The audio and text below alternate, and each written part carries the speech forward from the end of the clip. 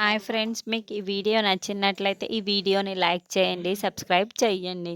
గురువారి ఆశీర్వాదం ఇచ్చిన తర్వాతే నేను పౌర్ణమి గడియల్లో మానసదేవి గుడికి మణికాంతగిరి ప్రాంతానికి వెళ్తాను అని నైని చెబుతూ ఉంటుంది. దాని ప్రకారమే గురువుగారు ఇంటికి వస్తారు. ఇక నయనికి గురువుగారి ఆశీర్వాదం కూడా ఇస్తారు. అప్పుడే నయని ఆ పెట్టెలో ఉన్న ఆ పేపర్స్ని చేతిలో తీసుకుంటుంది. ఇక పయనం అవుదాం అనే గురువుగారు చెబుతూ ఉంటారు.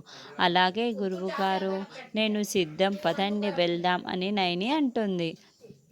అప్పుడే నయని పదండి అని విశాల్ దగ్గరికి వచ్చి, బాబుగారు, నేను మణిగిరి ప్రాంతానికి బయలుదేరి వెళ్తున్నాను. మీరు ఆ చేతిని నా చేతిలో పెట్టి నాకు ఆల్ ద బెస్ట్ చెప్పాలి బాబుగారు. మీరు నా కోసం ఆల్ ద బెస్ట్ చెప్తేనే నాకు అంతా మంచే జరుగుతుంది బాబుగారు, చెప్పండి చెప్పండి అని నయని అడుగుతూ ఉంటుంది. అయితే ఆ కుడి చెయ్యి విశాల్కి పని చేయదు కాబట్టి నేను ఎలా చెబుతాను అని బాధపడుతూ ఉంటాడు. గాయత్రి పాప విశాల్ దగ్గరికి వచ్చి ఆ విశాల్ పని చేయని చేతిని నయని చేతికి అందిస్తూ ఉంటుంది.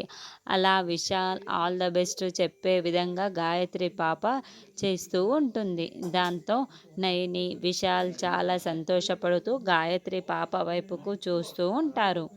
మరి మణికాంతగిరి ప్రాంతానికి వెళ్ళిన నయని పంచకమణిని తీసుకోవడంలో ఎటువంటి ఇబ్బందుల్ని ఎదుర్కొంటున్నది, పంచకమణి తీసుకొని వచ్చి విశాల్ నయం చేస్తుందా అన్నది మనం నెక్స్ట్ ఎపిసోడ్లో చూద్దాము.